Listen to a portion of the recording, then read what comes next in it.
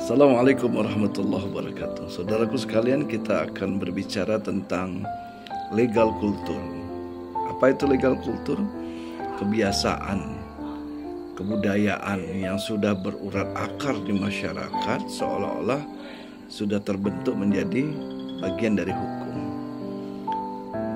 Jadi kalau sistem yang baik, maka orang jahat akan jadi baik dalam sistem itu.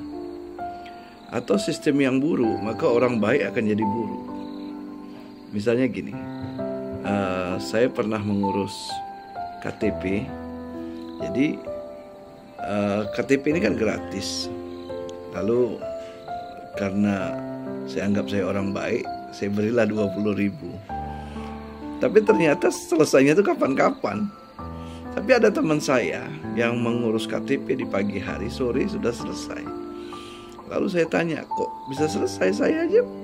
Dia bilang belangko habis lah, komputernya rusak lah, sistem jaringan yang tidak baik lah. Oh, Bapak kurang banyak itu untuk memberikan hadiahnya. Coba banyak, itu mudah insya Allah selesai.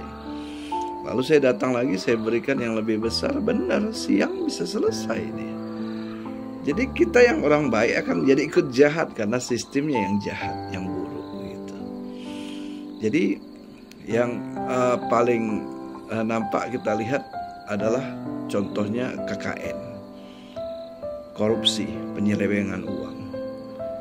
Kita kalau sistem kita masih belum baik, kita diserahkan uang itu akan menyelewengkan uang, akan korupsi. Jadi negara maju itu bukan negara yang memiliki sumber daya alam yang baik, bukan itu. Tapi negara akan jadi maju, dan negara itu akan maju kalau sumber daya manusianya jadi baik. Jadi misalnya seperti di Jakarta. Di Jakarta itu dari tahun 92 saya sudah menikmati kereta api listrik. Tapi karena budaya kulturnya tidak baik, masyarakatnya tidak baik, sehingga akhirnya kereta api itu hancur, kereta api listrik.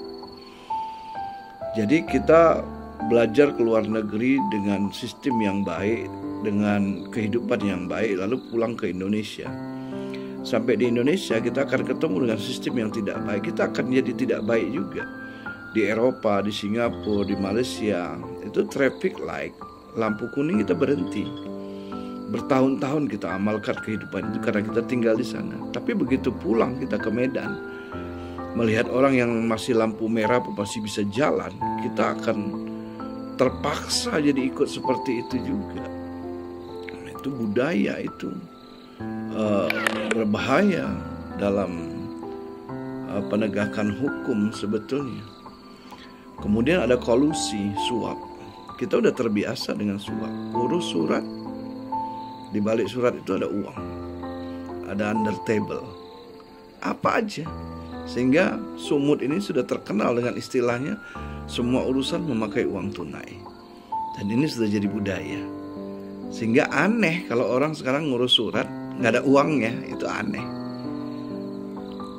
Minta urusan apa aja, urusan yang ringan-ringan pun tetap diberikan uang. Kalau nggak pakai uang itu aneh jadi. Jadi sudah jadi budaya dia. Kemudian ada nepotisme, hubungan keluarga. Kalau karena ada uangnya dia bisa kerja di situ. Karena ada pakciknya urusannya jadi mudah. Karena ada kemanaannya, maka dia bisa dibantu di situ. Jadi ada nepotisme di situ. Satu marga, satu suku, satu kampung. Nah, ini berbahaya kalau dalam perkembangan hukum sebetulnya. Tapi dalam konsep penegakan hukum dia bisa digunakan juga sebetulnya.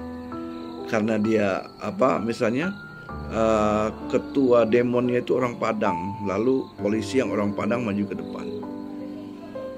Satu kampung pula lagi. Nah, itu bisa selesai masalah seperti itu. Kemudian masalah perkawinan itu kita sudah terbiasa dengan nikah di bawah tangan, cerai di bawah tangan. Pokoknya suka sama suka, kemudian rukun syaratnya lengkap, kita bisa nikah dan sah memang. Dan itu nggak ada persoalan hukum sebetulnya. Karena buku nikah hanya sebatas catatan di kantor urusan agama, bukan syarat sahnya. Walaupun kadang-kadang aparat penegak hukum salah paham, dianggapnya buku nikah adalah sebagian dari syarat sah perkawinan. Ini nggak sekolah ini orang ini, harus kuliah di Fakultas Hukum UISU. Cerai di bawah tangan juga begitu. Enak saja cerai di bawah tangan, seolah-olah tidak ada persoalan hukum. Padahal begitu nanti berbenturan dengan waris, nah dia akan kewalahan. Kenapa? Karena nggak ada bukti. Terus kalau orang cerai di bawah tangan, itu dia akan mudah untuk nikah lagi di bawah tangan dengan orang lain. Begitu seterusnya, sampai dia tua seumur hidupnya. Kemudian ada masalah tanah penyerobotan tanah tetangga, menggarap tanah yang liar, menguasai daerah aliran sungai, das, menguasai daerah aliran laut. Padahal daerah aliran sungai, das itu diukur dari air surut 10 meter, air sungai surut itu milik negara. Tapi coba lihat di surat-surat tanah di kampung-kampung, bukan di kampung aja, di kota juga seperti itu.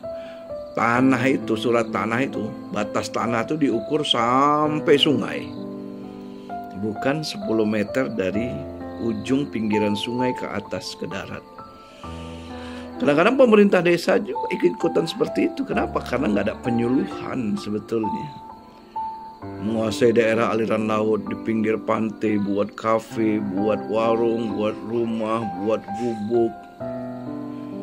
Kalau kita ke Thailand, mereka tuh sudah mulai tertib 100 meter daerah aliran laut, baru mereka buat bangunan, restoran kah, rumah kah, kafe kah. Mereka sudah lebih sadar hukum. Terus menggarap tanah liar, menggarap 1 tahun, 2 tahun, 20 tahun, 30 tahun, tanah liar. Sehingga akhirnya pemerintah mengikhlaskan, mengeluarkan suratnya bagi para penggarap-penggarap liar. Penyerobot tanah lebih parah lagi, dia tanam bambu, pohon bambu. Akhirnya pohon bambu itu melebar-melebar mengambil tanah masyarakat tetangganya, lalu dia bilang sampai sini tanah saya. Nah, itu kebiasaan yang sudah terjadi di masyarakat. Belum lagi yang model menyelesaikan masalah, melobi, tidak mau antri, damai di tempat. Nah, syukur di kepolisian sudah ada sistem restoratif justice. Jadi masalah itu selesai di meja polisi. Tapi sebetulnya ini bukan sistem sosiologi hukum yang baik. Kalau sistem sosiologi hukum yang baik, masalah itu selesai di tempat kejadian. Jadi dipanggillah pemuka masyarakat, tokoh masyarakat untuk menyelesaikan masalah di tempat kejadian. Sehingga masalah itu bisa selesai tanpa harus ke meja polisi. Nah, sekarang sudah mulai diterapkan restoratif justice. Padahal seharusnya itu dari dulu itu budaya hukum seperti itu sudah ada di Indonesia. Jadi yang menjadi masalah sekarang adalah melobi. Kalau ada kasus, ada pembuatan berkas, dokumen, melobi pegawai, pejabat yang kenal untuk bisa diselesaikan. Terus budaya tidak mau antri. Kita susah diatur, tapi di luar negeri mereka budaya antrinya tinggi. Kemudian damai di tempat. Kalau ada masalah damai. Jadi yang punya uang seolah-olah menjadi bos, bisa memberikan uang untuk damai. Ini bagian dari legal kultur sebetulnya. Lalu ada sikap panggilan, bentuk fisik, silsilah. Gitu. Ini saya ini orang dari keturunan raja-raja, saya keturunan kiai, saya keturunan tengku. Panggilan Gus, panggilan tengku. Sehingga sikap ini seolah-olah ini menjadi hukum di masyarakat. Dan seolah-olah ini dianggap tokoh, boleh menggunakan istilah itu kalau memang sesuai untuk penegakan keadilan. Bentuk fisik lah menjadi legal kultur, silsilah. Jadi saudara-saudaraku sekalian, inilah bagian singkat ya dari legal kultur. Nanti kita akan sambung ceritanya yang lebih panjang, lebih baik. Salam dari Medan. Assalamualaikum warahmatullahi wabarakatuh.